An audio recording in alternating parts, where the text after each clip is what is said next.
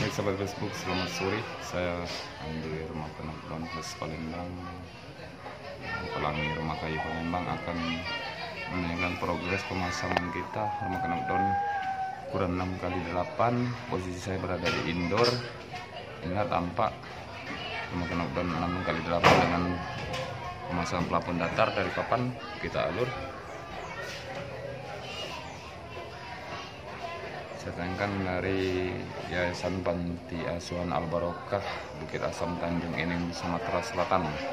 Nah, progres pemasang kita hari ini Sabtu tanggal 16 November 2019.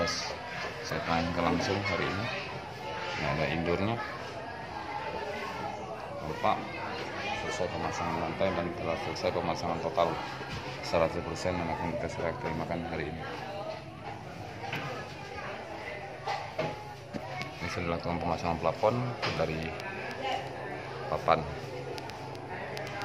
lantai.